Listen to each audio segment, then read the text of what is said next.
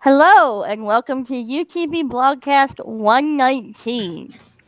We are here today with Brad, Roy, and the other Brad. You guys can decide which is which. Say hello, boys. Hello, boys. Hello, boys.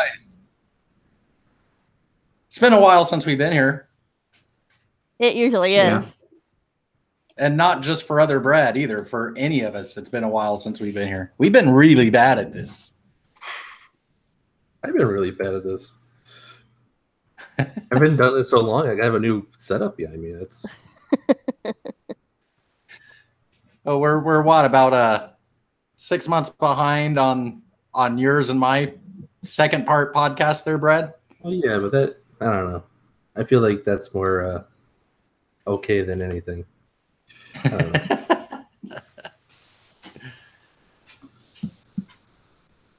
Anything we want to catch up on before we start talking about the topics there, Roy, Erica, Brad? Oh, unless you want me to recommend you new Netflix shows, you should start. Yeah. Roy has got me watching a few different Netflix shows, and he said something on Twitter, and I responded to it like no more homework or whatever. And Netflix Israel liked my response. I was like, what? Yeah. Are they just tracking every Israel Netflix user? And Oh, so you're using the non-official type of account. I got you. no, I'm using mine, but I mean, Roy uses Netflix over there, and I responded to Roy, and they liked me. It's like, I can't get my Netflix to like me. But Oh, Netflix is nicer. They know apparently. It's all that intelligence over there. you. No, it's all the intelligence over here. They know you better. That's why they don't like me. They have Gotcha. they have a clean slate of you over there. So we have been gone for so long that there's been a whole bunch of phones released since the last time. Actually, not a whole bunch. There's been a couple of phones released and another phone on the horizon, right? Yeah. Yeah. I'm sure there's more than one more phone on the horizon, but from what we know. Well, there you go. Yeah, there's The one more. Well, actually, Go no, ahead. there's two phones on the horizon, technically, because we have the one that we know about that we're about. one that Right. we don't know about. I don't know if we know what we know about right now. Yeah. I don't know what Brad knows about right now. Oh, I know about things, but Well, how about we just start off with a name so we all know about the same thing? Okay, so we've got the Evolve and the Evolve X out There of we go. BlackBerry's Indian partner Optiemus. I'm going to say Optimus, even though I want to say Optimus. I'm not entirely sure. I say Optimus so I remember that it's got that extra I in there. A little bit of a departure from what we're used to on our current BlackBerries, isn't it? yeah. So it looks like BlackBerry Mobile is taking like the keyboard front of everything, and Optimus just said, "Screw it. There's enough keyboards out there already for a BlackBerry. We need more touchscreen devices." And I like that concept. And was thinking that the BlackBerry Mobile, I'm sure there's something down the pipeline, but they were going to take the same approach they took last year, where it's keyboard touchscreen, keyboard touchscreen. Maybe they have some kind of agreement with Optimus that says, "Hey, you guys do all the touchscreens and we do all the keyboards." But They As of can now. actually do that because, I mean, if you recall, Optimus built and sold the Key 2, which I think it was originally TCL components, right? But then on the Key 1, and then the Key 2, they actually made their own components and sold them as well, I believe. yeah, I'm sure it's the same schematics and everything like that, but just their own components that control costs and everything like that. Right. And then, so I mean, they could easily turn around and TCL, I mean, they could deal between themselves and TCL could make the Evolve and Evolve X for their markets. I don't personally haven't heard that happening. Yeah, I don't think they would do that. I think they would. They might do the same thing that they did with the Key Ones, where Optimus says, "Here, we're going to sell the Evolve and Evolve X in other markets other than India. You guys can sell it under your name, but the profits are going to come to us."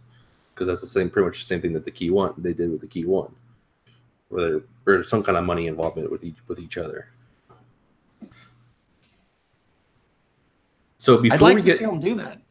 I would like. So I was going to say, before we get into this, I had kind of this discussion on Reddit the other day when Optimus revealed it. There's some sites that kind of put up a headline. It said BlackBerry reveals the Evolve X and Evolve. Someone gave, I was a post I was kind of following. Someone's comment was, should sites be using that term anymore that BlackBerry is revealing this? Kind of a great sort of no, compared to Optimus is revealing this. Because technically BlackBerry isn't the one revealing it. However, it's technically it's a BlackBerry device. And BlackBerry is still a BlackBerry device that is the rights of BlackBerry. So they might not be one holding the event.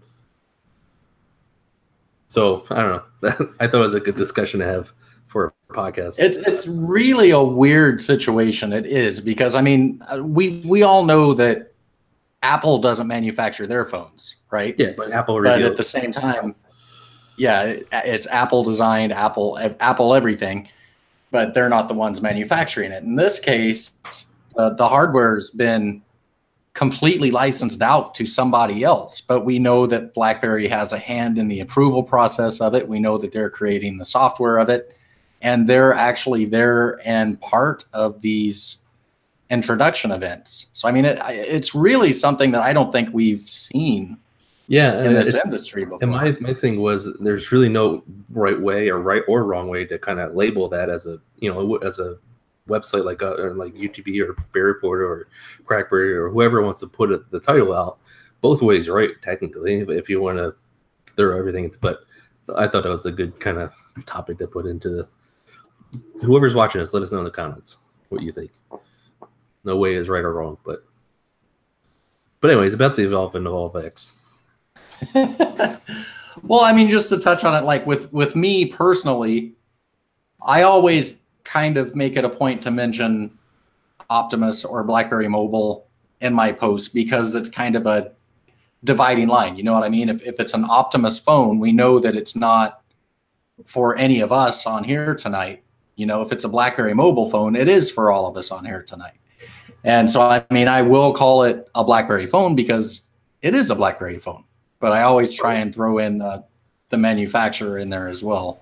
Yeah, I'm definitely not calling my Key One the TCL Key One. I'm calling it the BlackBerry Key One. You know, TCL doesn't even do that. They call it the Alcatel. I forget the brand, whatever. Phones, and so it's not. My whole point is about revealing it. I mean, we all know they're all BlackBerry devices. Of course, that's what they are licensing out. The name BlackBerry is what they're not licensing out to Optimus, TCL, and BB Mariputa. I don't even know what's up with them. We haven't seen a new phone from them yet, but yeah, like I said, both ways right. I don't think either way is wrong in any spec.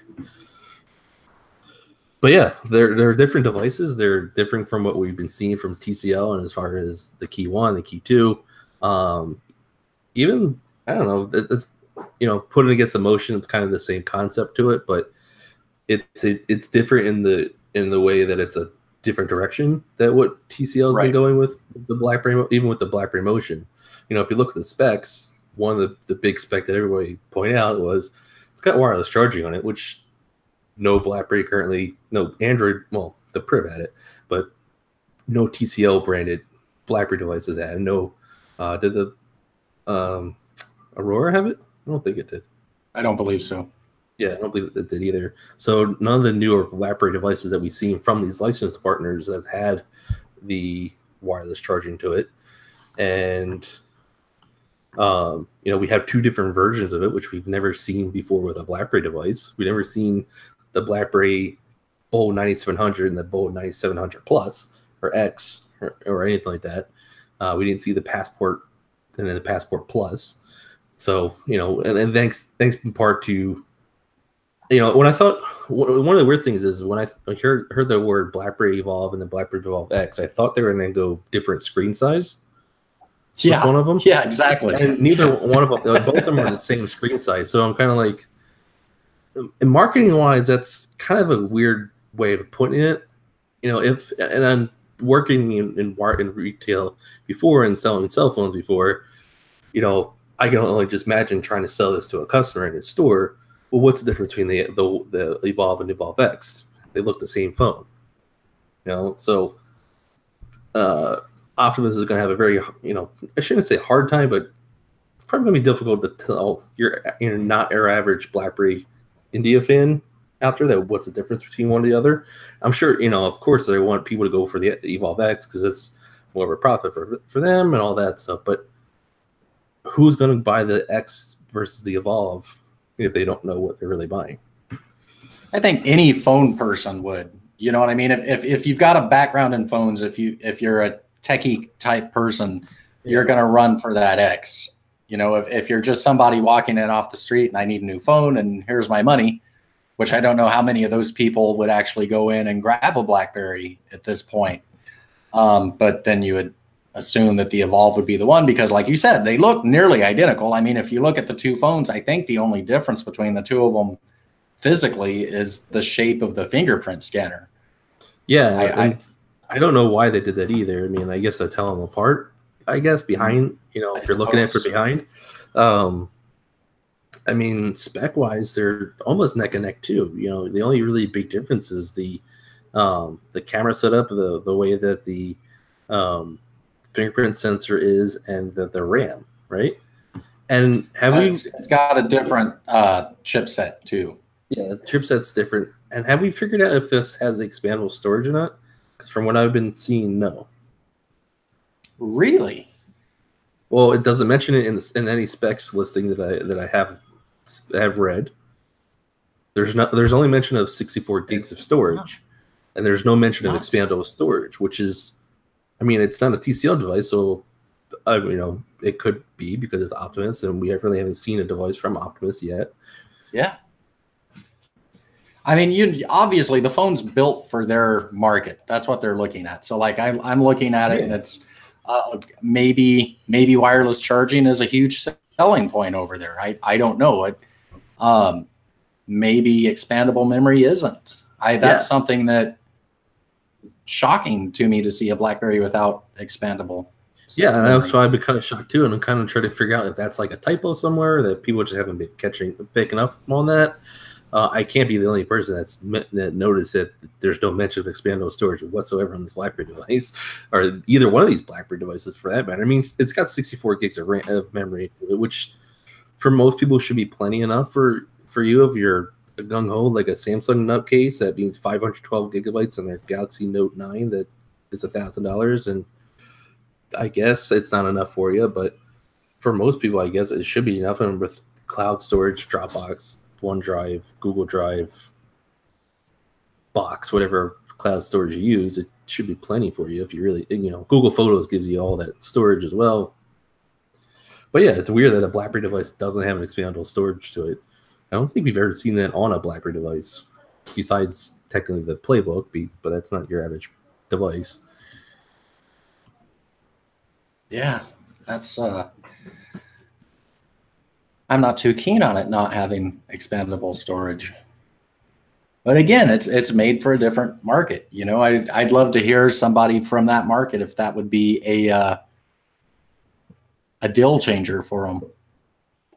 Yeah, I've been trying to get somebody from Optimus to respond to me. Their website has no press contacts, but they all have regular info general question box, but no one's responded to me that way either. So I have to go with a different route with that one. But I haven't been able to confirm that that's the case with it and confirm whether, you know, a reason for it that being that way.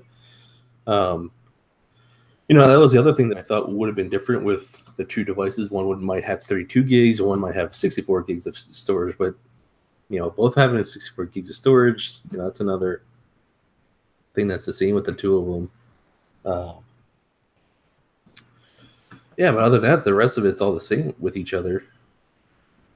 And they also, Yeah, it really just comes down to the, well, you're right about the camera. I was going to say it just comes down to the RAM and the chipset, but the cameras are different too. Yeah, one's got the monochrome lens, and then it's got the other one has the what do you call it? The I forget. It's got the one's got a monochrome camera and one doesn't to it. So and all, I mean, having a fingerprint sensor on the back, that's kind of a new one for a BlackBerry device. We again, the D-Tech 60 had that, right? Yeah, yeah, I guess these two had it, and the Aurora had it that way too, right? Oh, you know what? I think you're right. So I'm not a big fan of fingerprint sensors on the back. I'm just I can't stand them back there. It's, if it's on the front, great. If it's on the back, I can see why you put it back there, because when you pick up a phone, your finger is going to rest there. But I think it's more, even with a touchscreen device, I think it's more convenient to go, get this on the camera, go like this, compared to going like this, especially if my phone is sitting on my desk and I'm doing something, I'm going to go check it out real quick. Yeah, exactly. I can tap the screen, or I can just pop hit the fingerprint sensor real quick, and that way, if I have to have it on the back, I have to pick up the phone and do one of these and wait for it to work as well. But I've never cared for the fingerprint sensor on the back. There is one phone out there, one brand of phone that put the volume rocker on the back. Yeah, LG, I gotta admit, I really like that. That felt really good back there. Yeah, that was a great concept when LG did that for the G2 and 3. I think that's where they stopped. But when they put it back there, I thought that was a great concept, because especially if you're on a phone call, you're holding your phone to your ear, you need to turn up the volume. It's right there. And the power button was back there too, which made sense as well. But the fingerprint sensor back there, to me, just maybe because I haven't been using it at all. I mean, I never owned a D-Tech device, so I never had the concept of having it there. So maybe it's something if I used it, I might get used to it, but definitely not a fan of it right now. So if the phone came out right now, if BlackBerry Mobile said, "Hey folks, we're bringing out the phone next month," would you guys be? Because all of us here are on keyboard phones, right? Well, no, you just showed the motion. Well, no, but I have a key too. I mean, what's your primary? My key too. Okay. Yeah. So would any of us jump on and leave behind our key 2, key 1? No. I wouldn't either. I gotta have buttons. We need to get.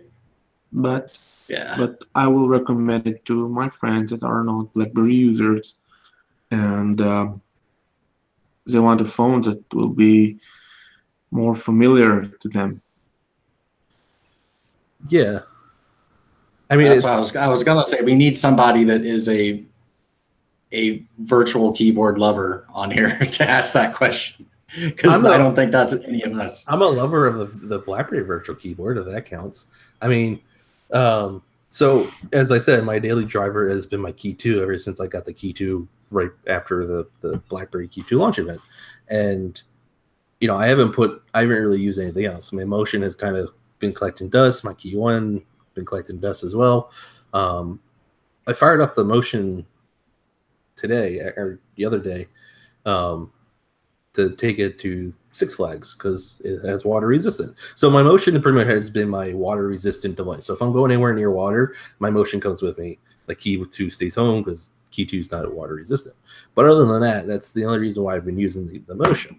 And so using it, just looking at it yesterday, because they've been rolling out the Fortnite updates or the Fortnite beta code. So I figured I'd throw it on here. It's not a compatible device, which kind of had to find a workaround for that one. But, just kind of holding the Motion, it's like, I feel so bad for the Motion. Yes. Because the Motion is a great device. Yeah. It's a very good device. If there was no BlackBerry Key 2, Key 1, the BlackBerry Motion would be selling like crazy. Well, I wouldn't say selling like crazy, but it's a very good device. It runs smoothly. I've never had a time where the Motion gave me a hiccup or anything like that. It's it's got an amazing battery life on it. This thing, sometimes this thing will probably go longer than the Key 2 will go, and it's got a bigger screen to it. So it's so underrated, and I don't understand why. I mean, it was just kind of released and thrown out there and then forgot about, and it's like the Key 1, the Key 2 got all kinds of press. The Motion was just kind of like, here it is, and now we're moving on to the next thing. And I feel I know somebody on a Priv that keeps saying, I need a full touch. When's BlackBerry going to bring one out? And it's like, you've got the Motion. The Motion's a great phone. And he won't even consider the Motion. And I'm just trying to figure out why and where this came from. The Motion is cheaper than anything that's out there. Well, the Evolve is now, I guess, they're the same price technically, if you look at them American dollar wise. And I feel like the Motions, or not the Motion, the Evolve and the Evolve X are kind of in that same boat. They seem like devices, and I haven't used any of these devices, but just thinking of spec wise, they probably are going to be really great working devices. They're going to work really well. My phone should be on silent right now. That's poor podcast ethics. But they ship like really good devices spec wise, and they have great cameras on them and BlackBerry security and all that fun stuff. And they have the BlackBerry keyboard on it, which I love the virtual keyboard. I mean, if I have to choose between a virtual keyboard on BlackBerry and Samsung's virtual keyboard, or OnePlus or Google's or iOS, hands down, it's going to be a BlackBerry virtual keyboard. And the Evolve and the Evolve X probably are going to be in the same boat. I just feel like they're going to be, unless you're in India and it's not the only BlackBerry device you can get. I feel it's just going to be left in the dust concept. I don't know. I feel like this is their push. It's like, this is where we're going. And I think it's going to get a lot more press in their market. And this is going to be the direction they go. Whereas like the Key 1 and Key 2 is the direction that TCL was going. I've seen a lot of people saying, I want this phone. This is the phone I've been waiting for. And it's like, why aren't you considering the Motion? Like you said, it's a really good deal right now, and it is an amazing phone. Yeah, and for India, the Evolve and Evolve X just makes sense because that's the type of market that they're in. It's a very heavily media consumption area. It's that's the type of phones that strive over there. The Key 1 sold pretty well over there, but I'm going to guess that this one is probably going to sell slightly better over in India just because it's a device coming from Optiemus, and they're probably going to market the heck out of it. And 2, it's a full touchscreen device, and that's what people are looking for. And don't forget the price tag. Yeah, price tag is right there too. The Evolve X is pretty cheap. Yeah, for an high-end device. It's cheaper than the Key 2. Yeah, and I hope the Evolve and Evolve X does well because BlackBerry needs. The keyboard, that's, bread and butter of a BlackBerry device. When you think BlackBerry, you think keyboard. And people are going to buy the Key 2 who love keyboards. But there's a lot of people out there who have moved away from the keyboards, right? Who don't need a keyboard device, and they want a full touchscreen device. Like you said, there's people out there who still have BlackBerry Privs out there because they, let's face it, the BlackBerry Priv is probably still one of the best screens out on a BlackBerry device that we've seen come out, right? And people still just want that device and want that media consumption device that they can, they email a little bit here and there, and they message a lot here and there, but nothing where they need a keyboard or a physical keyboard. But they consume a lot of Netflix entertainment wise on their phone. And, I really want BlackBerry to have a strong full touchscreen device. They've never had a strong full touchscreen device in the times that they've had full touchscreen devices. If you go through the history of BlackBerry with BlackBerry Storm, flop. BlackBerry Storm 2, flop. BlackBerry Torch, flop, pretty much. The only thing that kept that phone alive was the fact that there was just a physical keyboard to it. BlackBerry. Well, remember, there was an all-touch Torch, but I think it was a Verizon exclusive here. I consider that the Storm 3. It was labeled a Torch, but I consider that a Storm 3 because it was the Storm 3. They just didn't name it the Storm 3. And then you had the Z10. Z10 didn't sell well compared to the Q10. You had the I'm going through my BlackBerry devices. I'm failing the Z3, right? The Leaps. Neither one of those devices sold well. They're great devices, great touchscreen devices. Didn't sell. BlackBerry Priv, high price tag device, didn't sell. BlackBerry Motion, not selling. So BlackBerry needs a really good touchscreen device, no matter who makes it right now, right? Who cares if it's Optiemus? Who cares if it's TCL, BB Mariputa? Who cares? BlackBerry comes out and says, "Hey, we're making phones again, and we're making a touchscreen device."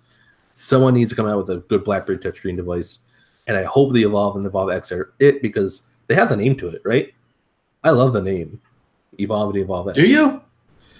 I love the Ghost. Yeah, oh, of course, I love the Ghost a lot better than that, but from what it could have been, or for what it could have been, like they could have came up with the BlackBerry Motion 2.0 or BlackBerry something like that, right? No one really liked the name BlackBerry Motion. I didn't mind the name BlackBerry Motion, but of course, BlackBerry Ghost would have been a whole lot better. Ghost Pro, right? But if you put Ghost Pro on it, you're thinking something. I think that they would have taken it, to a different, okay, Ghost Pro, I'm thinking bigger screen, bigger everything, right? But it's not really a pro device anymore. But when you bring up the history of the touchscreen phones with BlackBerry, all it leaves me thinking is, why is BlackBerry even considering touchscreen phones anymore? Because that's where we are right now. Like I said, there's us diehard keyboard lovers, right? Who love a keyboard, who can't really imagine typing on anything else. I've typed on glass before, but keyboard is where I want to type on an email out on it, where I want to type out a message or BBM or anything like that on. It's the keyboard, right? But there are still a lot of people who went from a BlackBerry, whatever they had, a keyboard device, and they went to an iPhone or they went to a Samsung Galaxy, whatever, and they don't mind typing on touchscreen because they don't really communicate that much on on the keyboard, right? They're not really heavily email users. They're more send a couple Facebook messages here, send some text messages here, send some look up some things on the internet, check out their bank account. That's it, and then consume media, right? Play Fortnite on their phone constantly, right?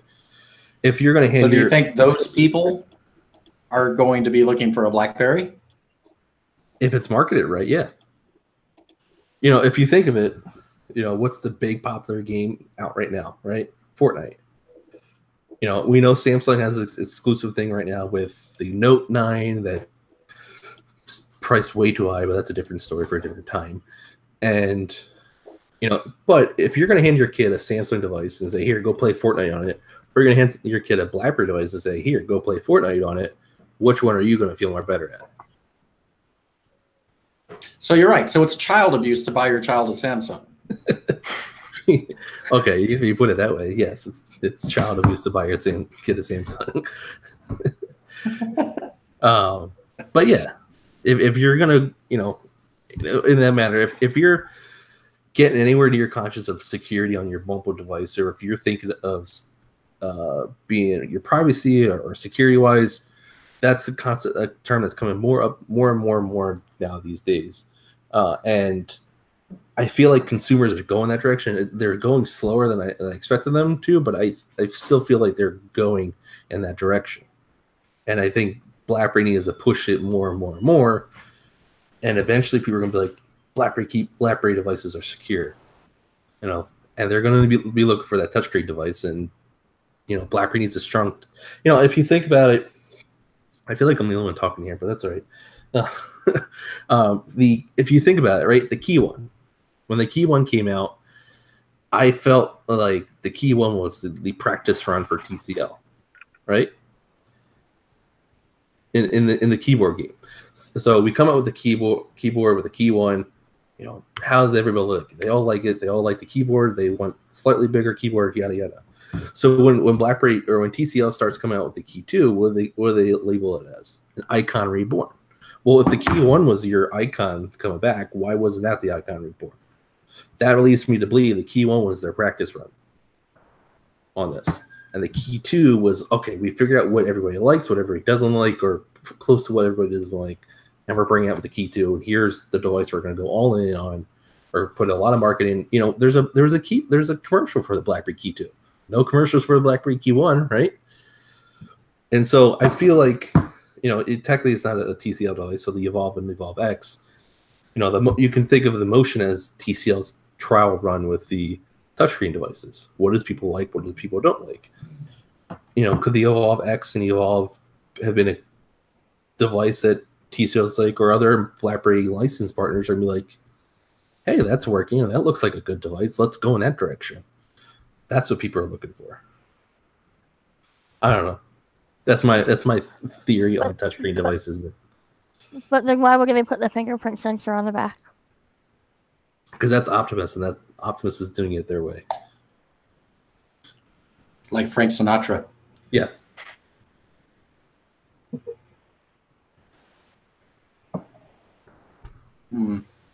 So we did a survey because we actually have a fairly decent, I guess you could say, Indian contingent of readers on our site. When you look at where our readers come from, it's always number 3 and number 4 as far as India goes. It's like I wish we'd get more comments from there, especially now that there's phones out and we'd like to hear from them. But we did 2 little surveys. One of them was for the Indian market, and one of them was for the rest of us, right? Yeah. And the first survey was, for the Indian market, will you be purchasing the BlackBerry Evolve? And I gave 3 different choices, one for the Evolve X, one for the Evolve, and not at this time, right?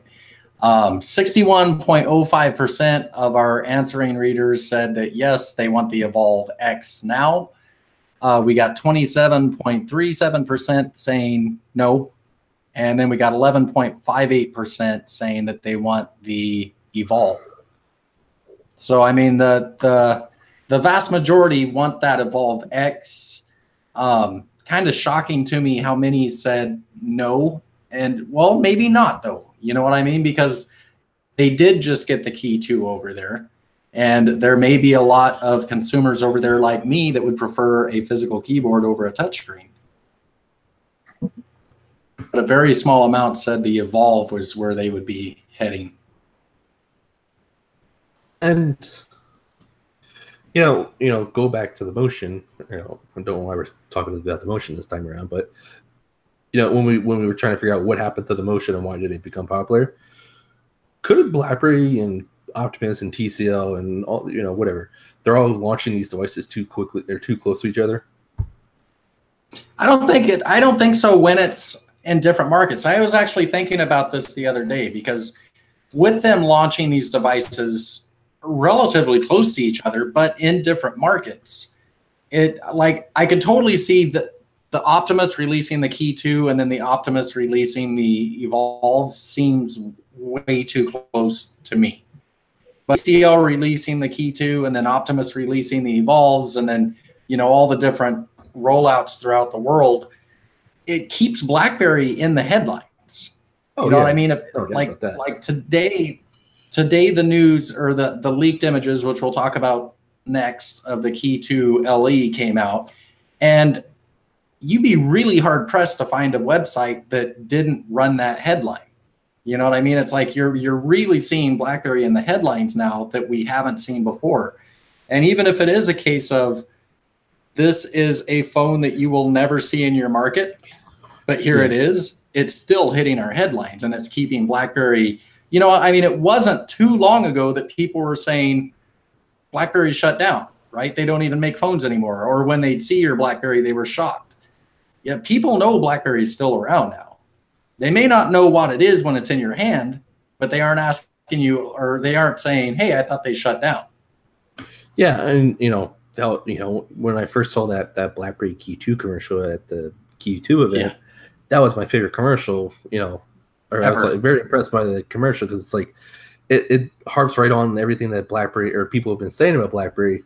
I thought BlackBerry devices were gone, or I thought they didn't make them anymore, or I used to love my BlackBerry devices or whatever. And they hit the nail on the head with that. And I feel like the Evolve actually got more press attention than the Key 2 did. Do you think? I don't know. I really don't know. It might have gotten just slightly more press attention but I think it got more of enough press attention than the Key 2 did. And right now it doesn't seem like it because it's kind of died down about press related stuff. That probably has to do a lot to do with it only being available in India at this time.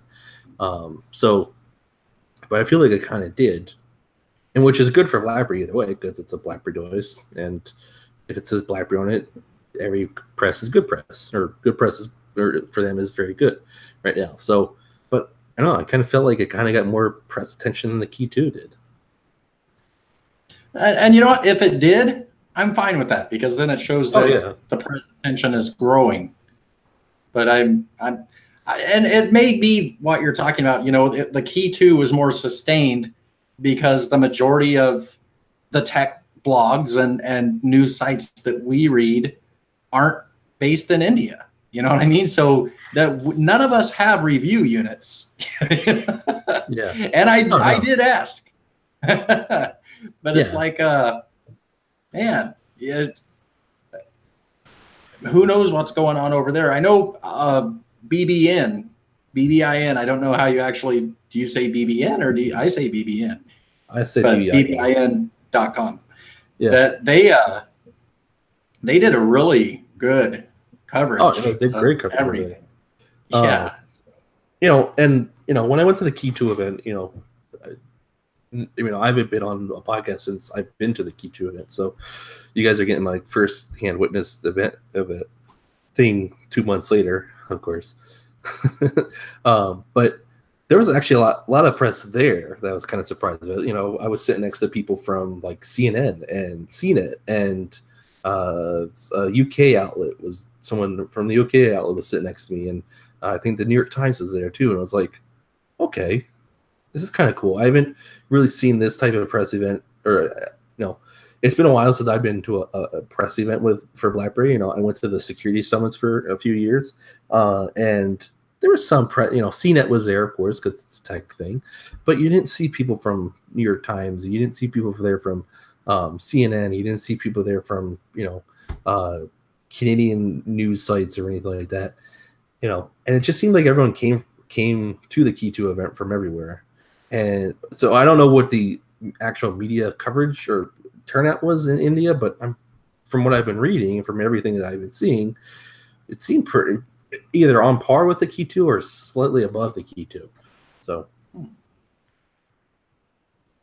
for our survey for the rest of us, which was, would you like to see either Evolve model in your market? We had 83.9% of people said that yes, they would like to see the Evolves in our market. 16% said that they would stick with what they had. Just thought I'd throw that in there. I say I would like to see it here. I'd like to see it too, even though I am a button guy. But you know what? I am a button guy that really used the motion for a long time too. Surprised myself how long I used it. Yeah, me too. But and we haven't confirmed this yet. Is this thing IP67 or anything?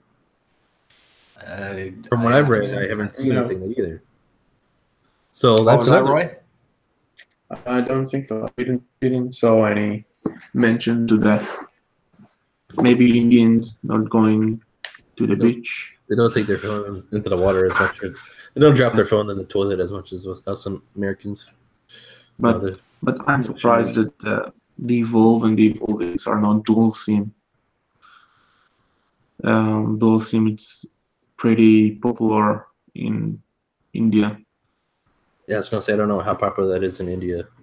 You know, everyone kept questioning. You know, I know TCL is coming up with a dual SIM with the Key 2 in some parts, but people are questioning why aren't they doing that everywhere? My response has been that it's not as popular everywhere as it is in certain places. Like here in the U.S., people don't even want to have one phone carrier, let alone two phone carrier SIM cards into their phone. You know, Roy, is it the same over there? Is dual SIMs big over there? Or? No, we usually don't have a dual SIM unless you're buying a Chinese phone.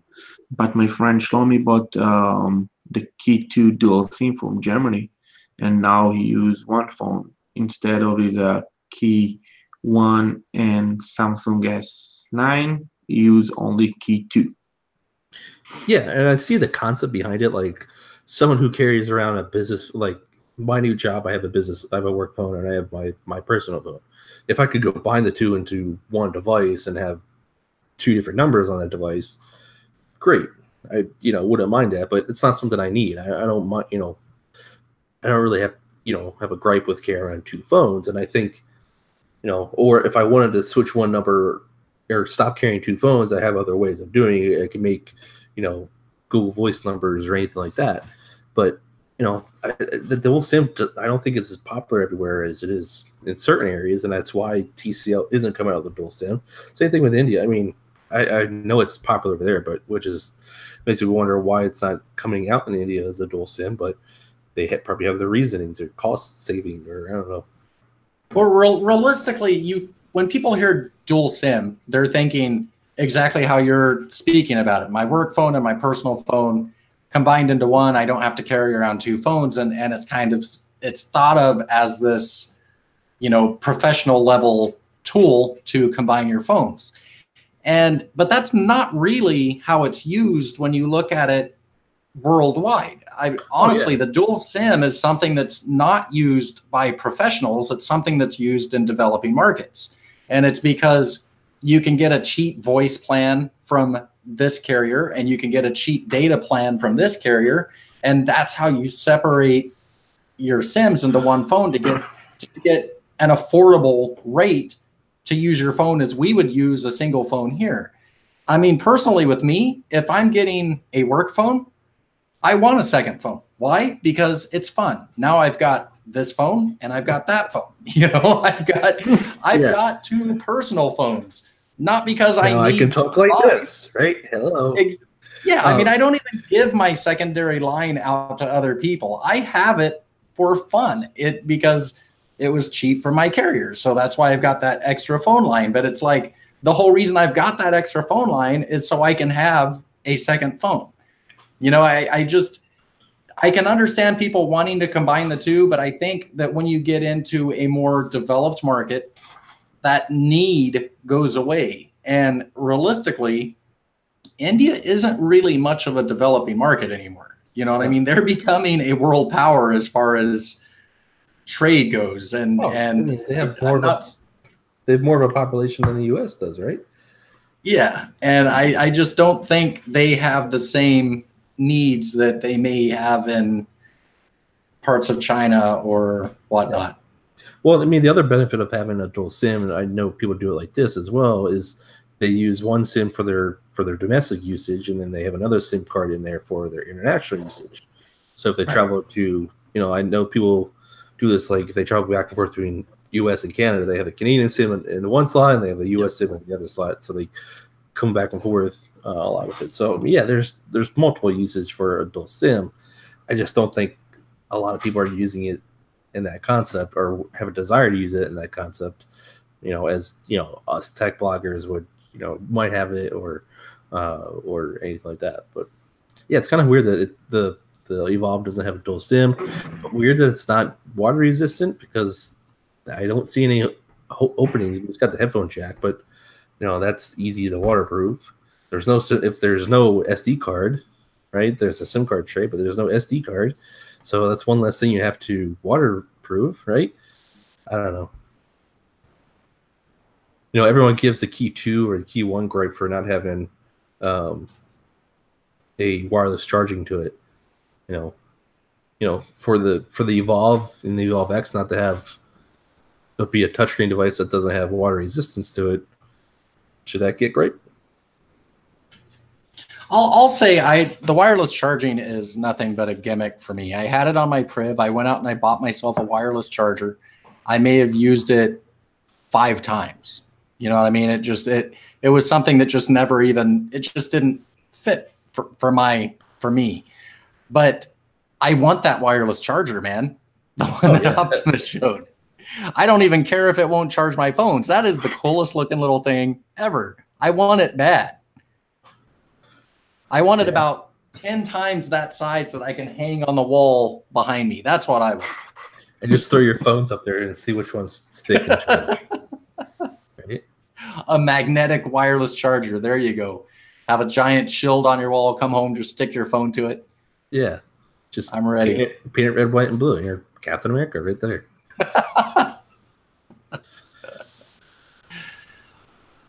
Hey, did you guys? So I know you guys want to talk about the light phone, but this is actually a story that I missed on our site too. But did you see that BlackBerry can now reverse ransomware attacks? Yes, that is such a good topic. I wish you would have said that before we started up. Because I have the article right here, which I haven't read it in a few days, but that's a great concept of that. And I feel, as we were talking about media coverage, that got no media coverage whatsoever. No. Well, you know what? It did a few days later, and I have a feeling because they're really going to announce it and show it off at the security summits. So I have a feeling we're going to really be hearing about it then. But if you're, and I didn't even see any stock market reaction either, too. Usually with that, I was like, oh, the stock price is going to go up, right? Nothing. Sizzled. It's not that new.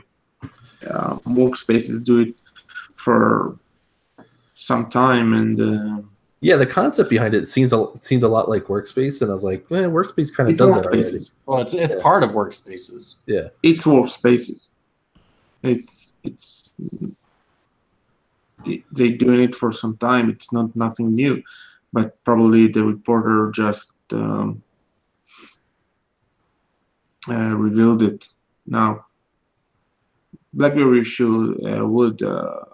show it on London next month.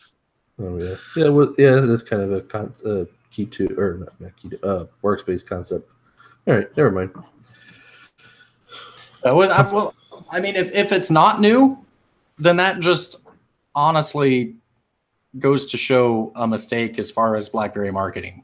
I mean, to be honest, because as we're seeing all these companies taken out by ransomware, NHS, I mean, you just look at all this that's been taken out, and to be able to say, hey, have our product on your computer.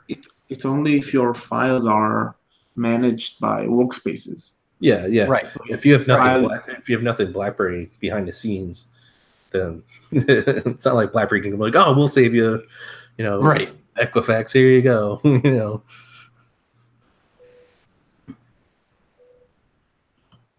I mean, really what it is it's isolating the infection and being able to roll back that infection on whatever files are affected or whatever users are affected. Mm-hmm. That's essentially what it is, without taking down the whole network or having to roll back the entire network. But I mean, could you imagine if NHS would have had that capability when they were taken down?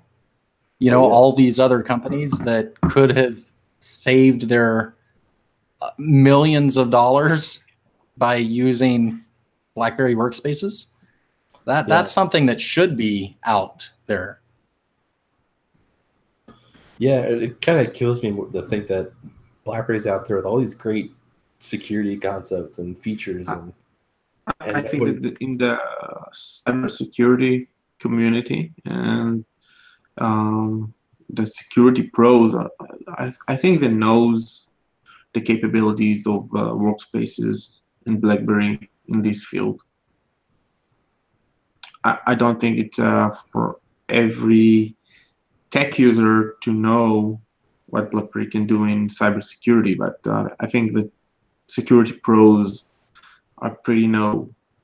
Yeah, no, I agree with that. And I don't think they do. They do. I mean, you look at how many of these hacks that are happening that are really basic. I can tell you that at least in my country, all banks and some few other companies are all use Workspaces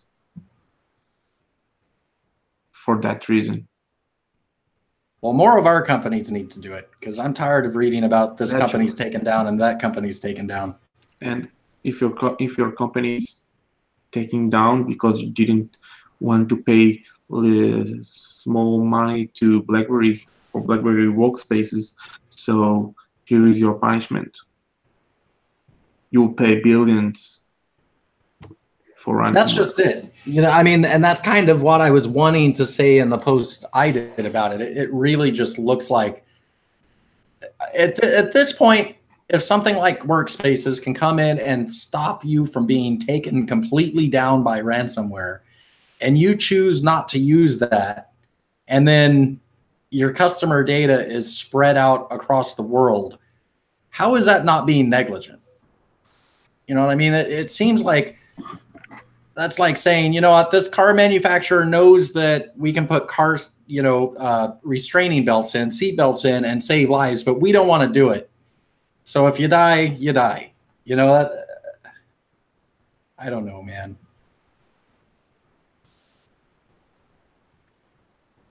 Everybody's looking down at their phones, and Erica's just a picture. I'm So still the here. Key2 Lite. The Key2 Lite, I see that there are a new leak. I was asleep when the leak was published, so if someone can tell me what's new. We have an image. We have a image of what appears to be an actual device, and I mean, honestly, the article I read, which I'm trying to recall if I read it from the original. I think I did. It originally showed up on Android Police. They're the ones that got the leaked image of it, and they were saying that the keyboard was more like the Key 1 than the Key 2. Looking at the image, and you can see it on our site right now, or go over to Android Police. I don't think the keyboard looks like the Key 1 at all. The difference is that it's got the frets, right? But as far as the design of the keyboard and it's more the Key buttons 2 themselves, it's a Key 2 keyboard. Yeah, it's more Key 2 keyboard, but it doesn't have the trackpad underneath, or the touch sensitive portion of it, which is fine because there's some people out there who disable that on their Key 1 or Key 2 altogether and don't use it. So who does that? I know people who do disable that feature. I don't know. I call them crazy, but there are out there who don't use. There's people out there who don't use the hub. There's people out there who don't use the touch sensitive keyboard, or what's the word I'm thinking about? Trackpad portion of the keyboard on the BlackBerry Key 1 or Key 2. Those are the same people that think they can fly. Or the Earth is flat. Exactly. But yeah, I really think that is a bad idea to not have the capacitive keyboard on it. You know what I mean? When we're dealing with the BlackBerry, and I kind of got into this in my post, but when you're dealing with BlackBerry, we all know about the security. The security is without fail. We know that's the centerpiece of BlackBerry. But as far as the user's perception of a BlackBerry, it's the keyboard. It just is. And, you're bringing out a cheaper device, something that is a better entry point for people that may not be like us. They may not be BlackBerry fans, but they're like, hey, this is a good deal. I've heard good things about it. I'll give it a try. I would rather give them the complete keyboard experience. I would rather have a slower processor. I'd rather have less RAM and less internal memory and a worse screen, but give them that keyboard. That's what I want them to have. Yeah, I don't know. I think if you're trying to sell a low-end device and you need a cost-effective device or cost-saving device, and you need to cut some corners on the device to make it to that point, then I think you're not gonna. They kind of gave in on the processor. It's a 636 versus a 660. The RAM is a couple gigs lower. The storage, it's a differentiator between 32 or 64. Screen's the same. The battery's slightly less. But I think that the capacitive touch portion of the keyboard, I think that's a pretty smart area to kind of cut your cost on. If people are kind of disabling that in the background. I don't know if people are getting rid of it or not using it. I don't know. In the bottom line, it will depend on the price. Yeah. If it will be really cheap, so maybe it's worth it. Or if you will buy the Key 2 Lite or the Key 2 Lite Edition, that will be the name. User will look for the Key 2 and they will look at, they have the capacitive keyboard and more features. So my next device will be and BlackBerry. And it all depends for which market BlackBerry Mobile are targeting. this device. What do you think? Say this is a phone that comes out in the same market as the Key 2 and the Key 1 came out in. What do you think in US dollars? What do you think the price tag should be on this phone? No more than 350. I would have said 400. Yeah, but so if it's $400, $400 and you have the Key 2 Lite and you have the Key 1 at the same price tag, let's say they're both at the same price tag. You should compare it, or at least you can compare it to the Evolve and the Evolve X. The Evolve is the light version. It's the light version of the Evolve X. So it should be in the same balance between the Key 2 Lite edition and the Key 2.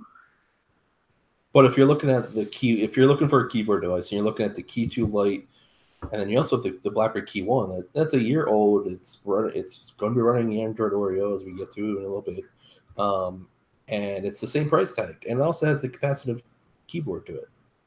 Which one do you go with as a consumer? People want new devices. Yeah. At least in my market, people will prefer to pay for a new device. It can be with lower specs, but they will prefer to buy a new device, and not a year old that have only one more year of updates, and you will not get the next big update. And so this is part of the decision of, at least in my market. Oh yeah, I mean, if I'm the person looking for the latest and greatest device, I go Key 2 Lite. But there are people out there who aren't looking for the latest and greatest device. They don't, for some reason, don't care about having the latest software on their device, or or might be okay with having a year-old software on it. Let's not forget, most people not replacing their phones too much because they don't want to spend lots of money on new phones. Oh yeah, that's why you have a low market share for Android 7 or Android 6 compared to the oldest Android versions. Yeah. People not upgrade. Yeah, because they're still rocking Samsung Galaxy S3s and yeah, still see those out there. I've seen people with iPhone 3GSs. I'm like, what are you doing? like, let alone you're using an iPhone, but you're using an iPhone from like 2007, buddy. Well, they're using one that doesn't blow up, so they're smart. That's true. Most people on this planet are not techie. They don't have any loyalty to phones. They don't really care about their brand and the OS version or anything. So they care about if it works, and that's it. Yeah, it can make phones, can send SMS.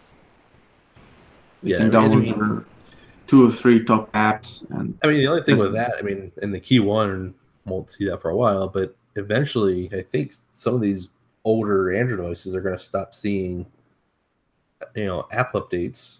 For instance, Facebook's going to stop. I would assume that eventually they're going to stop supporting older devices because it makes no sense to, update apps for that are still running Android 4.5 or whatever it is back. I don't know, but yeah, the Key 2 Lite seems like a pretty nice device if you're looking for a lower price Key 1 or Key 2. Well, I've been calling out for entry-level devices for a long time, like a really long time. I mean, if we look at how Android became number one, they became number one with cheap devices. These are the phones that a cheap phone that parents would buy their kids knowing that they were going to destroy it, and this is what they've got for now. And they'd be going out and buying the $19 phones and the $29 phones. And those kids got to where they knew that operating system, and they moved on. And as they grew up and they got their own jobs, and they were the ones that were buying the flagship devices. I would like to get BlackBerry phones into the hands of people cheap. But I personally, I think that those things that are draws to the devices should be in that entry-level device. I mean, you go back and you look at the Curve versus the Bold. It did everything. It may have been slower. It may have not done as, you know, I mean, as great a job. It wasn't a powerhouse, but it did everything. And I'm speaking user facing, right? I'm not talking about the security in the background. I'm not talking about what brand of chipset. I just think that missing that capacitive keyboard is missing out on impressing people. Oh yeah, because like we even talked about this in group today, and I tried to get Ray to come on tonight, but he kind of ignored me when I brought it up. But like Ray was the first one to say, I don't really use the capacitive keyboard, you know, and I really don't either. It's rare that I swipe. I use it to scroll all the time. Yeah. But as far as the swiping, I don't use. But what I do run into all the time is people saying, why do you need a physical keyboard, right? The world is now about virtual keyboard. Why do I need this for? And they'll trash the physical keyboard. And there's two big arguments that I use when I'm speaking to them. And the first one is when they say, oh, it takes up too much room, it's really easy. Have them pull up the virtual keyboard and hold your key 1 or key 2 next to their phone and show them that your keyboard takes up less space than theirs when you're using the keyboard. I mean, across the board, it does. The second thing is when they talk about all the cool things you can do with a virtual keyboard, the swipe typing, you know, and it's like, well, look what I can do on this. And you're losing that entire second argument, you know, where I really impress people by using the swipe typing that I normally don't use because I've been typing on a physical keyboard my entire cell phone life. And you know, looking at the swipes actually slows me down compared to actually typing. But when you're dealing with people on a virtual keyboard and you can show them what you can do and where you can type out entire sentences with pushing, you know, less than 5 buttons because you're swiping every next word, it impresses the heck out of them. Oh yeah. I mean, with you know, going back to what you said about you're waiting for entry-level devices. I mean, I've been waiting for them too, but it's not because Android devices. I've been waiting because that's how BlackBerry grew too. You know, if you think about the old school Curve 8330, that was the most, I'm sure it's different now, but it was one of the best-selling devices in Verizon's phone history, for that matter, at that time, because one, there were $100 for every new contract that you did, and you know, if you look at all the Curve devices, they sold like hotcakes in developing countries and everywhere like that, and Boost Mobile here, or all the prepaid stuff like that. You know, a Curve device like this. You know, this is. I was looking for mine, man. Yeah, but yeah, everyone had one. Everyone. Yeah, everyone had one. You couldn't go out to the bar without seeing everybody with a Curve. Yeah, exactly. And, you know, that's how BlackBerry, you know, of course, BlackBerry's flagship devices are always the Bold series devices, but their best-selling devices, would pretty close to put money on it, is your Curve series devices. If you compare it to, you know, if you compare the Bold 9700 compared to whatever.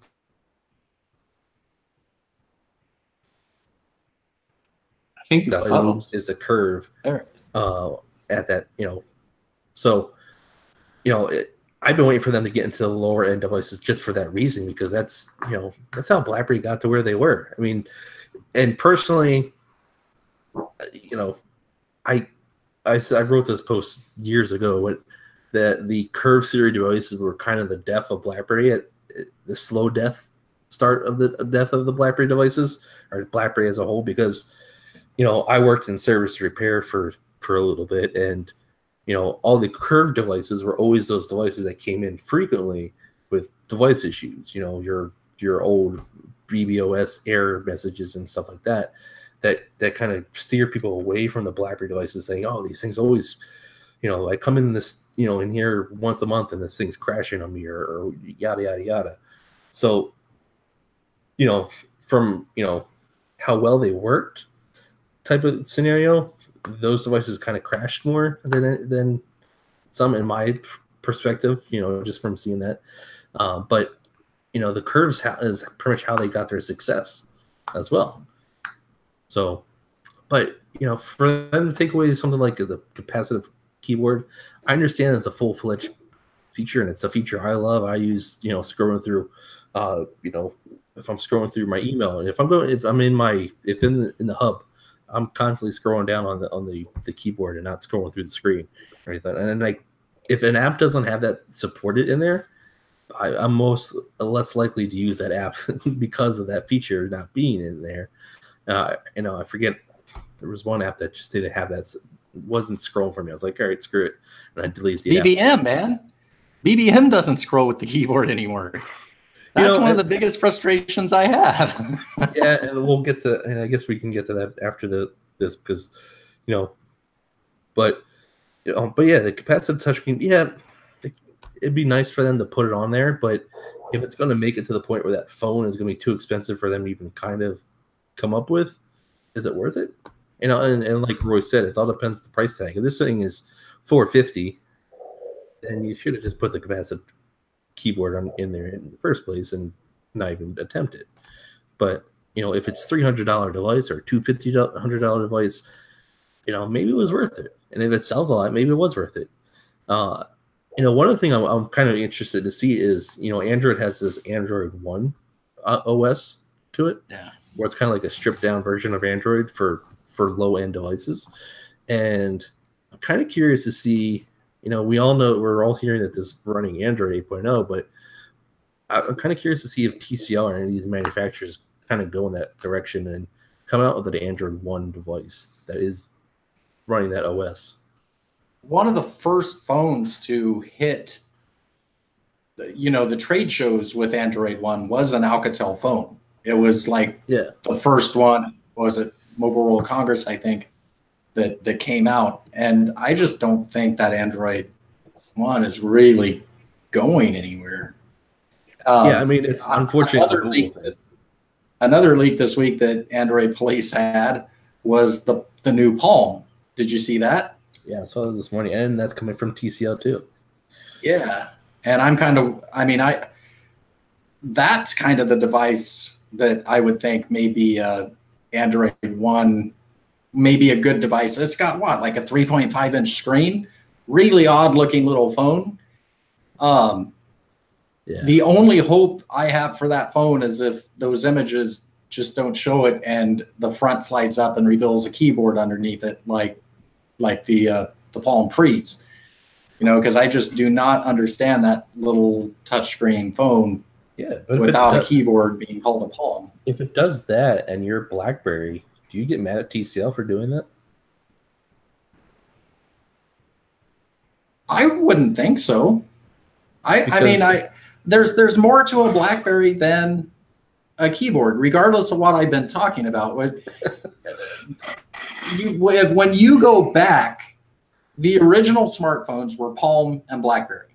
Yeah. They were both keyboarded phones.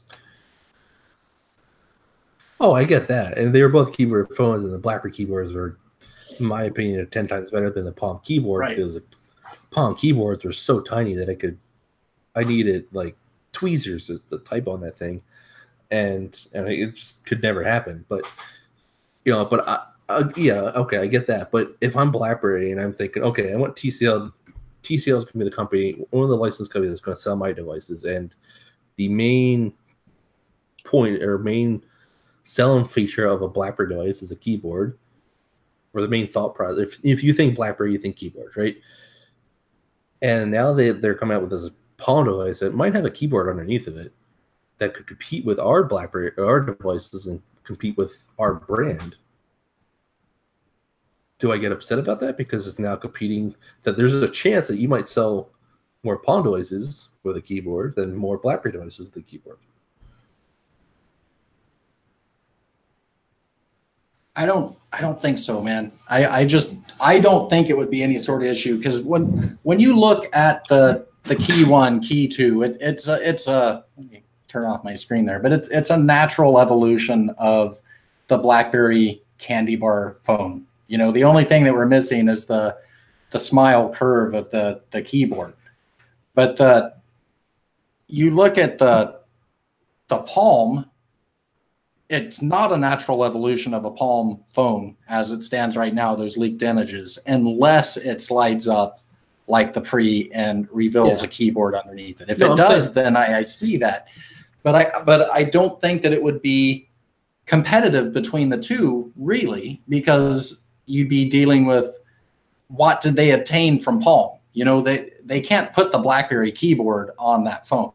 No, I'm not saying that they're going to put anything BlackBerry on there. I'm just saying that, you know, right now there's no keyboard devices on the market, right? So if you think of a keyboard device, you're thinking of a BlackBerry device, unless you're thinking of an old, you know, slide out keyboard messaging phone, right? But if you're thinking of a smartphone keyboard, you're thinking BlackBerry, and that's it. You get wind. Do you think BlackBerry wants to be the only physical keyboard phone maker out there? I don't think they would. I think that as long as they are, then it's considered a niche item. I think that if you had more keyboards out there, you'd have more keyboard users, and then you could get competitive on my keyboard does this, your keyboard doesn't, but you'd have more keyboard users. I think one of the downfalls of BlackBerry was the fact that everybody went to virtual keyboards. I think they'd be really happy if the entire world went back to physical keyboards again. Yeah, I think BlackBerry likes the idea of being the only keyboard in the planet right now, right? You know, I don't. Think of Amazon, right? If you're Amazon, do you want to be the only online or only retailer out there?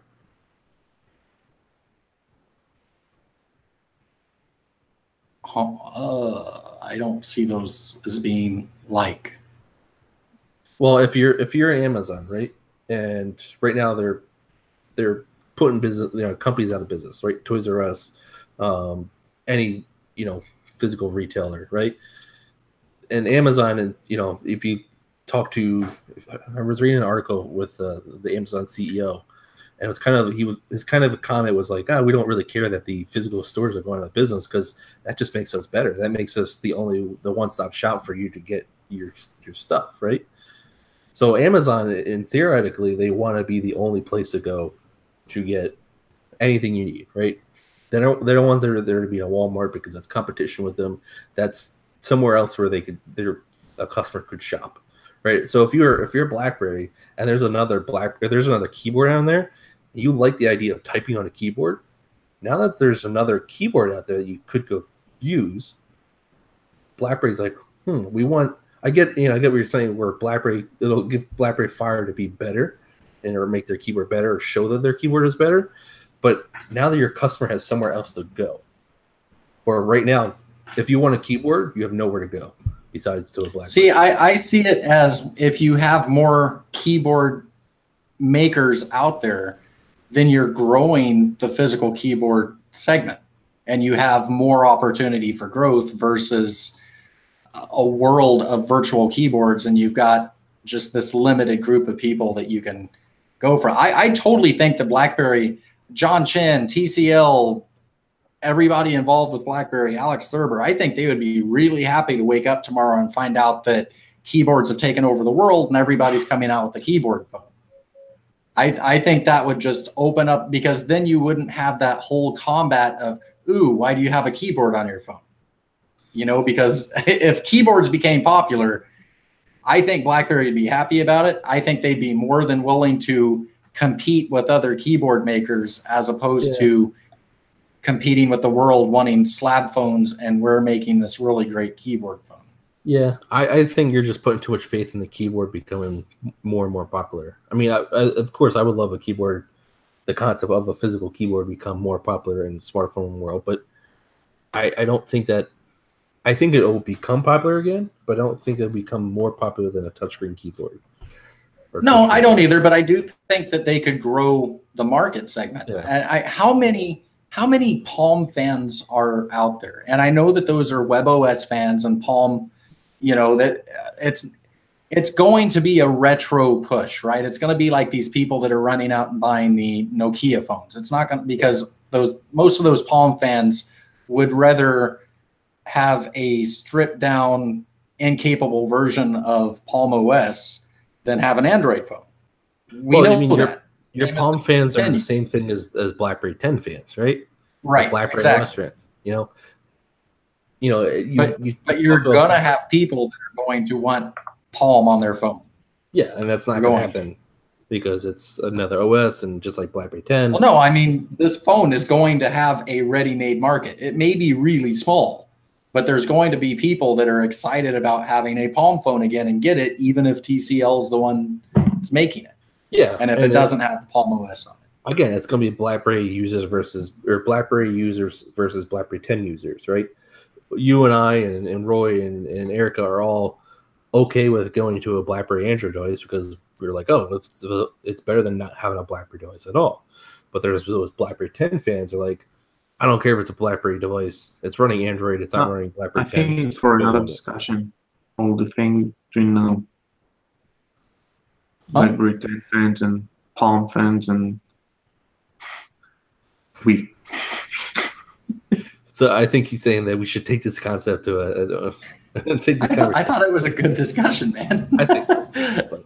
So, well, let's okay. Before we move on to the next, because Roy doesn't want to have actual conversations. Well, Erica, Erica, what do you think BlackBerry would think about having other phone makers make physical keyboards? I don't know. You're asking the wrong person. I'm an elitist. You were playing Sims during this. I was not. My computer does not handle Sims and anything else at the same time. I don't know. I'm an elitist. I like having the BlackBerry keyboard on a BlackBerry phone, and if only one manufacturer can make it, that makes it better and more special to me. See? I don't know. We'll get somebody on here to answer that question. I bet you that they give the same answer I do. I say I'll even let you do it. You can run a poll and see. I mean, if BlackBerry Mobile wants to make, an entry-level device that's a lower price point that has keyboards, that's fine. They can do it, but I think it should stay with one manufacturer. So if TCL is making these Palm devices, do they now have a division called Palm Mobile? They do. I think not Palm Mobile. I think like the bread that is next to me. If Samsung and more vendors will build also keyboard devices, more people will go to BlackBerry devices, because if they want keyboard, they will go to the original thing. Yeah. Well, if you think about it, when Samsung, or even when Typo came out with their dumb knockoff keyboard for iPhone devices, and Samsung tried to come out with their ugly-looking keyboard devices. You remember the case with the Nokia E71? Yeah. It was very popular. Yep. People liked it, but after that, people went to BlackBerry device because they like the keyboard. It will be the same. More keyboard, more people love keyboard, more BlackBerry can sell. Yeah. I don't know. I think it'd make keyboards more acceptable with the general public. Yeah. That's yeah.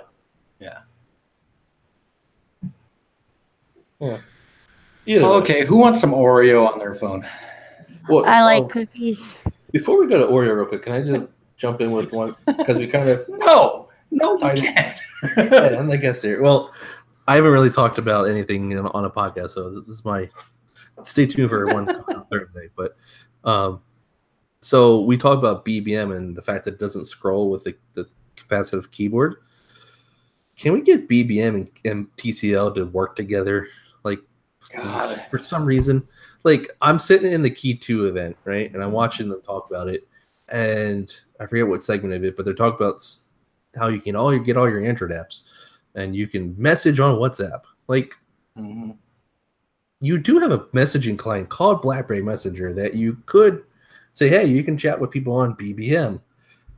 No, you can chat with people on, and I get WhatsApp's more popular, right? But if you're building this BlackBerry brand again, right? Don't you think you should be mentioning other things like BBM to help grow that portion of your BlackBerry brand? BlackBerry Mobile, I understand it, but two different companies. BlackBerry Mobile owe nothing to MTech. No, but and I MTech think owes nothing to BlackBerry Mobile. But I mean, they're all part of the BlackBerry family, and I wish that they would realize it. I'm right there with you, Brad, because I mean, you know, as we speak and talk to people, I know that we know that BlackBerry Mobile uses WhatsApp, and BBM. Pretty much everybody I've spoke to at BBM are on iPhones. It's like there's they all came really recently from the same parentage, right? Even though, I mean, TCL was TCL before there's BlackBerry Mobile, but a lot of the BlackBerry folks went over to the TCL side. Pretty much everybody from BlackBerry BBM went over to MTech.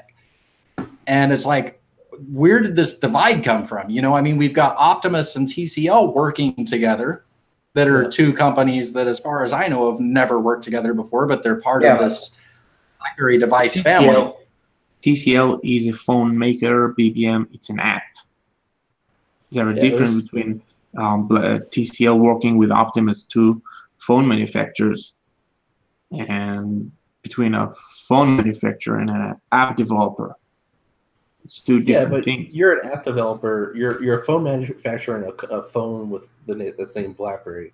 And there's also the software company out there that's making an application that has the same name inside the application's name, BlackBerry. You know, you would think that, hey, it's the BlackBerry brand. You know, and I get why they're not doing it, because it's one company versus one company. But you know, if you're thinking of the BlackBerry brand and TCL is all about rebuilding this brand of BlackBerry and making it popular again, you know, for the benefit of BlackBerry, tie everything together.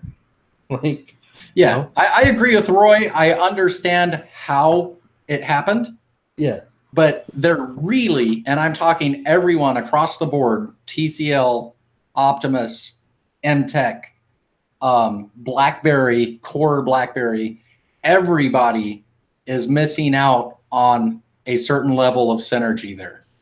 And they are missing out on it by doing this. I understand how it happened, and I can totally see it continuing this way forever and ever, and them never combining. But it's a mistake, I think. Yeah, I think it's a mistake too. Okay, now we can go to Oreo. Are you sure? So, someone is on the beta Oreo update. Oh, yeah, who's that? It ain't me. Yeah, I have the Oreo beta update. Picture-in-picture is awesome. That was one of the things I was most jealous about when Brad got his G2 was the picture-in-picture. I have the most recent update that just came out this week, and I have not had any real problems. There was a slight double type issue before this update, and I also have the app, the BlackBerry apps beta, and I'm not sure if the OS update fixed it or if the keyboard update fixed it, because I heard that some people got the keyboard update before they got the beta or the OS update, and it took care of the double type. But I haven't had double type since I downloaded those. But yeah, they're being super responsive, super communicative, and I have not had any other real issues with any of it. So, are you seeing an improvement or non-improvement or slowness in performance of your device, or with Oreo? It's a little laggy. Okay. I won't lie. I mean, it could be. It could just be me. It could just be my use. But I mean, it's just a normal lagginess that you would get on probably any Android device as you switch between apps, or an app will occasionally freeze. But it's nothing that I don't expect. It's nothing that is. But it's more of a difference than what you saw before you went to Oreo, right? Yeah, it is a little bit with the Oreo. So I don't think it's 1,000% ready yet. At least not in my opinion, for whatever it's worth. But how about battery? Very close. Not a change in battery for me. I mean, it's still just as strong as it ever was. So that one of my gripes with Oreo to this day, ever since I've been using not Oreo, one of my biggest gripes with Android OS, ever since I've been using Android OS, that makes more sense, is that if you do any type of big software update, it somehow lags the device unless you do a clean install of the OS, right? And I'm not talking if you go from month update to month update. I'm talking if you go from Android 7.0 to Android Oreo or Nougat to Oreo, right? And I've seen this before on old Android devices way back in the day, and before I even was using BlackBerry devices. I've seen those updates go. If you go from one update to another, and you just don't do any type of factory reset or anything like that, the device slows down. But as soon as you do that factory reset, restore everything, device runs a lot smoother. So I wonder, and I had this discussion with somebody else in the Bear Reporter group today, actually, who said he was seeing some lagginess as well. And I suggested, hey, have you done a factory reset and just reloaded everything? He said, no, I might give that a try, though, because, it sounds like it might work. I'm kind of curious to see if that will happen, too. And I hope that's not the case, because you get a bunch of Key 1 owners that aren't going to upgrade to the Key 2, and they go to this Oreo update, and it lags their phone. That's not good news.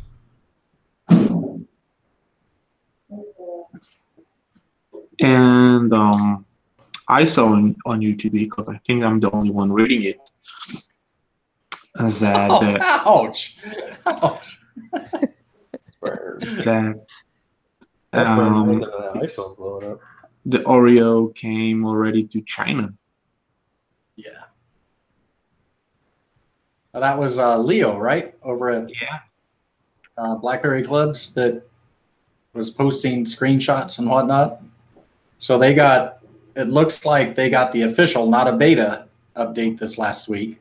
I'm going to take over for Roy, not because I'm rude, but because he's doing something else now. No. Okay, he's back. Go ahead. Mm-hmm. Or don't, I guess. It's up to you. I didn't listen. So it looks like the official Oreo update hit China this last week. Any thought about why China first? Something in an agreement somewhere with TCL in China? I don't know. We sell our phones in China and you get the updates first? I don't know.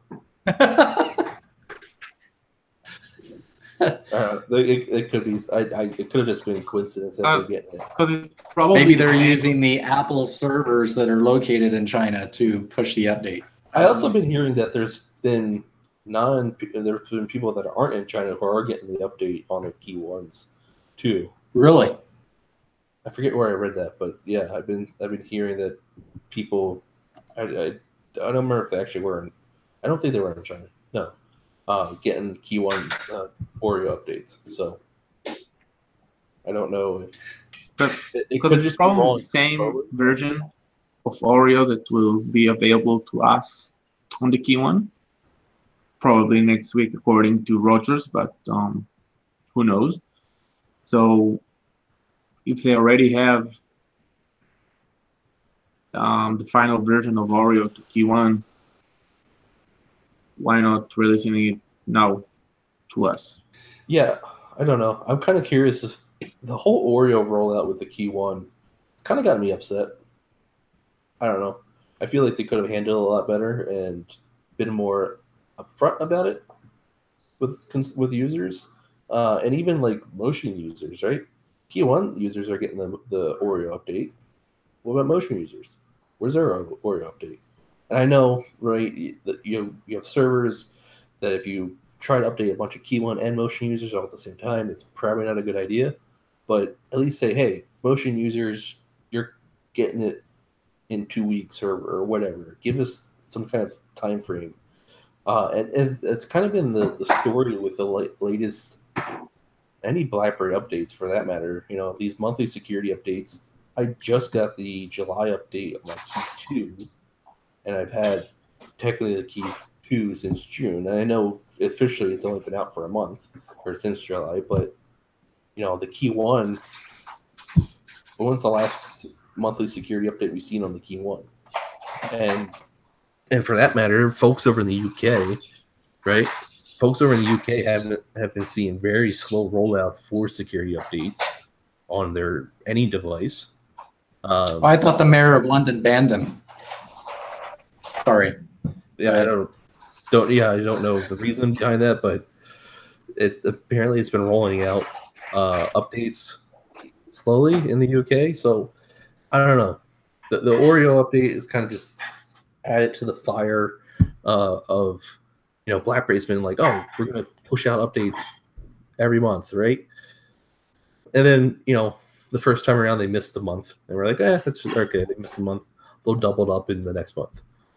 And every once in a while, you see these monthly updates not come through and be delayed. And sometimes people get like an April update in June, and still be stuck on an April update in the middle of the month of June. It's like, all right, who's pulling the trigger here? Who's not doing what they're supposed to be doing here?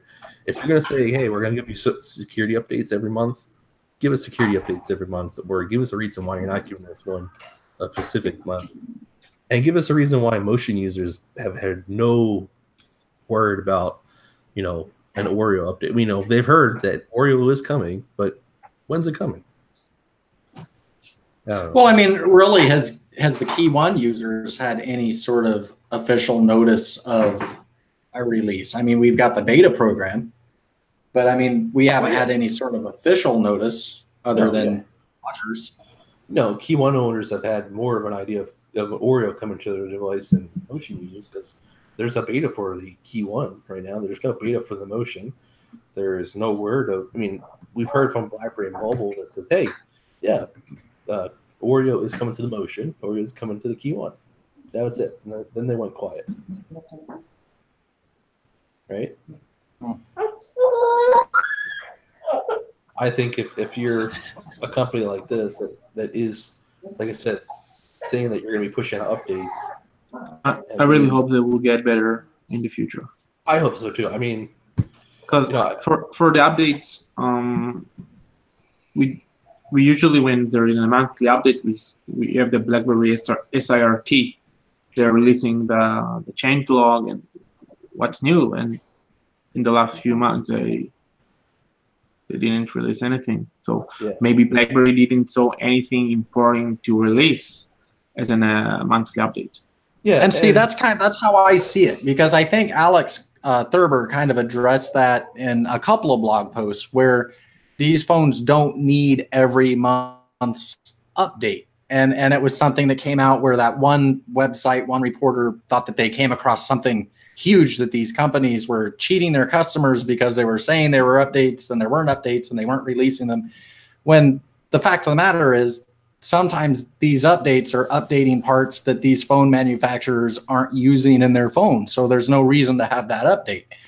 But I do agree that there needs to be a much greater level of communication. You know what I mean? If there is no July update because our phones don't require the July update, tell us. Let us know that this is the case. Don't leave us wondering, are we missing the update or is it coming later? Just tell us that, this update isn't needed in your phone. You're not going to get it. I feel like, and not saying that I don't believe Alex in what he said, but I feel like him saying that is more just of a cover up as why we've seen a not consistent rollout of monthly updates. I feel like that was just not a cover up, but more so just damage control for managers. Just, we don't, when the Key 1 and the Priv, let's go back. When the Priv came out, right? BlackBerry's like, we're going to start sending out security updates every month. Make sure your device is secure. Yeah. Yada, yada, yada, yada. Right? That's what they've been saying since day one, since they went to Android. Now their story changed. Well, now your device's security updates, you don't need every month that Google rolls out. We'll send out the ones that we think you need. But realistically, even Google came out and said that. And in response to that one article where that person thought that they were blowing the lid off the world and they really weren't, Google put out a very straightforward explanation as to that. So, it's not like Alex is coming up and creating something that we haven't heard before. It's I have no problem believing it's the truth. My problem is the communication and users, not just BlackBerry users, but everybody being told that, this isn't needed. Yeah, no, I don't think it's just something Alex was saying just to, to say it or protect BlackBerry. And then again, like I said, I believe what Alex is saying, that these devices probably don't need every month security update that rolls out because of the security architecture that is in these BlackBerry devices. But if you're going to say one thing in the beginning and then now say another thing in the middle, you can't do that. You have to, I don't know. You can't do that without letting people know through, say, 2 different blog posts, perhaps? Well, not in that. I mean, I kind of feel like they should have done it a different way. Say, hey, this month's security update is not rolling out because I agree with you. Something of some kind of communication like that. For Alex Thurber to have to go onto inside blogs and say, come up with or have to say that, I feel like that was, I don't know, not a little too late, but you could have said that sooner. Yeah, and like Roy said, BP Cert could be at the very least putting out monthly posts of this is what's getting patched, this isn't needed to be patched, we're not going to patch this month. Yeah, that would be the easiest way to do it. The people that are actually in charge of it, just putting out a simple post on their page. Do you think it's a scenario of BlackBerry thinks BlackBerry Mobile is doing it, or BlackBerry Mobile and thinking BlackBerry is doing it, and neither one of them know who's is really doing it? I've heard people suggest that, and amongst our fan community. I really hope that's not the case. And I haven't seen it recently at all, but I have seen in the past people hitting up Alex Thurber on Twitter saying, "Where's my update?" and him responding with, it's like, this one isn't necessarily, blah, blah, blah, or, just kind of passing the buck, and you realize that this isn't one that's important. Then you also see him jumping on it and going, DM me, send me your information, and then a few days later you see a push. And that's kind of where that fear comes in, where it's like, okay, wait, did somebody miss it? Mm-hmm. And then he went in and got it pushed out? Did that happen? Maybe going to vacation, the guy who pushed the button. Yeah, it's every like month. Homer Simpson, don't press the button. Don't press. Oh wait, I'm supposed to press this button. I really, and I said this with the Motion. Like, I want to see if the update cycle is different on the Motion when that launched. I'm gonna say the same thing about the Key 2 and say, okay, let's see if it's different with the Key 2. We're only in the first full week of August. Let's see if they roll out an August update on time, or it gives us communication of why they're not rolling out an August update. But I think we need Alex to show up again in our broadcast. Yeah, he owes me a podcast, so maybe we'll do it on the Bear Reporter podcast this time. Well, we've already talked to him. He says he will be coming back. He said he would be coming back after the India event, which we just had. So I need to reach out and see when he'll be available, but he'll be back. Good.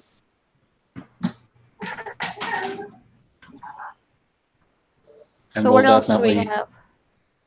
Get some answers.